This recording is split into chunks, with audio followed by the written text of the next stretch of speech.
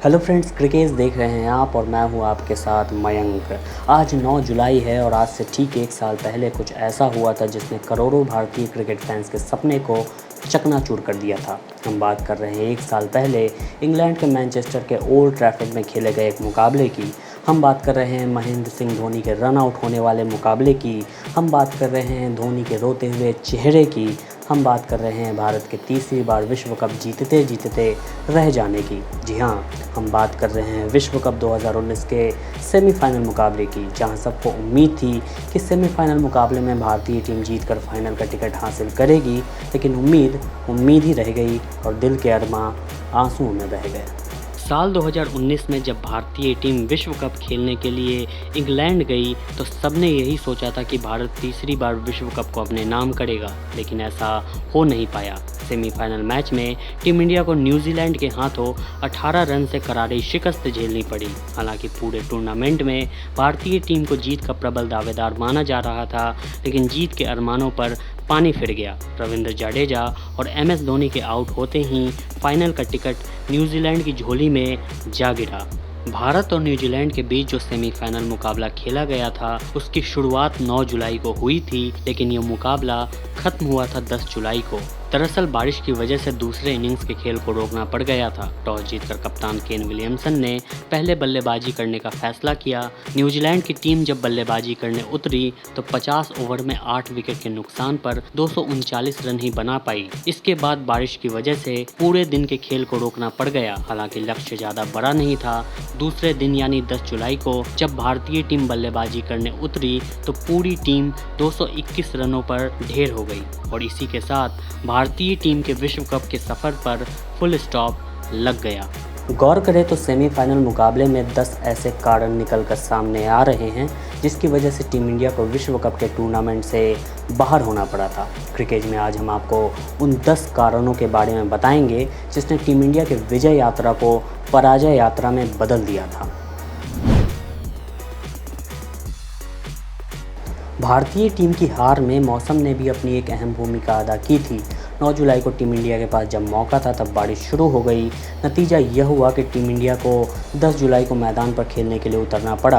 अगर टीम 9 जुलाई को ही खेलती तो उम्मीद थी कि शुरुआत में कीवी टीम के गेंदबाजों को इतनी मदद नहीं मिलती और भारत उस मुकाबले को जीत लेता। बारिश की वजह से आउटफील्ड भी स्लो हो चुका था और यही वजह थी कि गेंद तेज़ी से बाउंड्री की तरफ नहीं जा पा रही थी।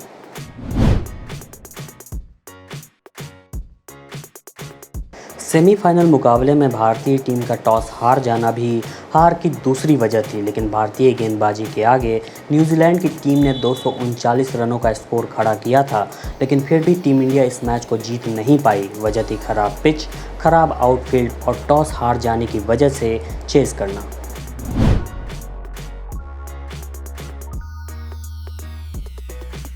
भारत और न्यूजीलैंड के बीच खेले गए सेमीफाइनल मुकाबले में युजवेंद्र चहल की गेंदबाजी बहुत ज़्यादा खराब रही। सेमीफाइनल जैसे बड़े मुकाबले में चहल ने 63 रन लुटा दिए, जहां उस तरह के विकेट पर रन बनाना मुश्किल था।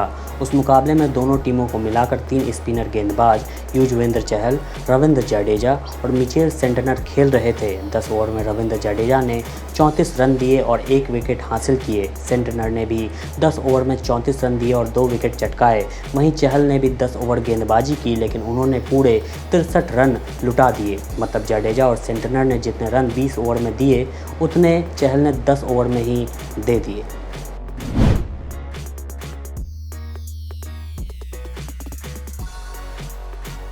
विश्व कप 2019 के पूरे टूर्नामेंट में भारतीय टीम नंबर 1 के पायदान पर रही और इसकी सबसे बड़ी वजह थी टीम इंडिया के टॉप ऑर्डर के बल्लेबाज।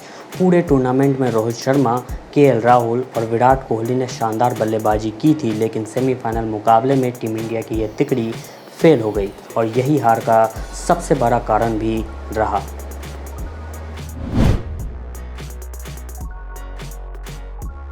विश्व कप 2019 के पूरे टूर्नामेंट में रोहित शर्मा सबसे सफल भारतीय बल्लेबाज रहे। पूरे टूर्नामेंट में रोहित शर्मा के बल्ले से कुल 5 शतक निकले, लेकिन न्यूजीलैंड के खिलाफ सेमीफाइनल मुकाबले में हिटमैन का बल्ला खामोश रहा। रोहित शर्मा मात्र 1 रन बनाकर पवेलियन लौट गए।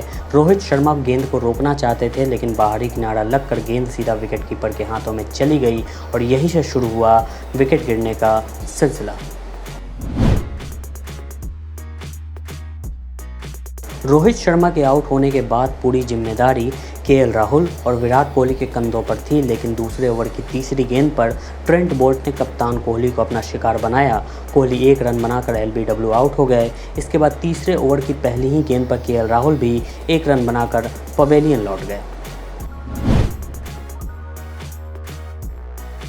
कप्तान विराट कोहली के आउट होने के बाद ऋषभ पंत मैदान पर बल्लेबाजी करने के लिए आए थे।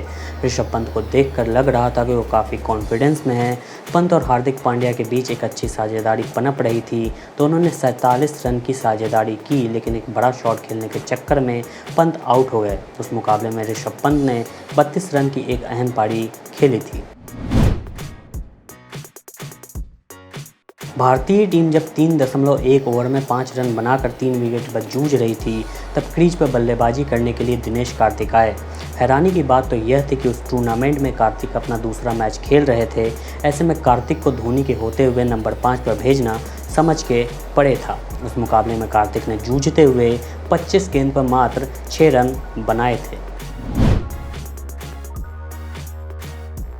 दिनेश कार्तिक के आउट होने के बाद हार्दिक पांड्या को क्रीज पर बल्लेबाजी करने के लिए भेजा गया, जबकि उस परिस्थिति में धोनी को बल्लेबाजी करने के लिए भेजना चाहिए था। हालांकि हार्दिक पांड्या ने संभल कर बल्लेबाजी की, लेकिन वो परिस्थिति उनके अनुकूल नहीं थी।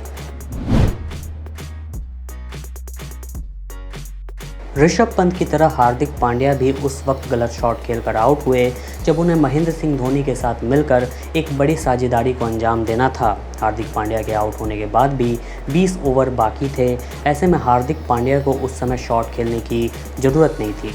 तो ये थे वो 10 कारण जिसकी वजह से भारतीय टीम विश्व कप 2019 के फाइनल में जगह नहीं बना पाई थी। उस मुकाबले में महेंद्र सिंह धोनी ने 50 रन और रविंद्र जडेजा ने शानदार 77 रनों की पारी खेली थी, लेकिन इन दोनों बल्लेबाजों के अलावा कोई भी बल्लेबाज बड़ी पारी नहीं खेल पाया था।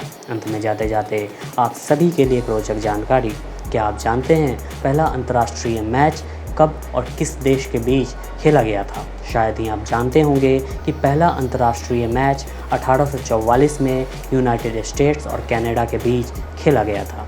मिलेंगे अगली बार क्रिकेट जगत की एक नई दिलचस्प और रोचक जानकारियों के साथ। तब तक के लिए NBC हिंदी चैनल को सब्सक्राइब करें और बेल आइकन पर क्लिक करें। NBC के और वीडियो देखने के लिए सब्सक्राइब करें और बेल आइकन पर क्लिक करें।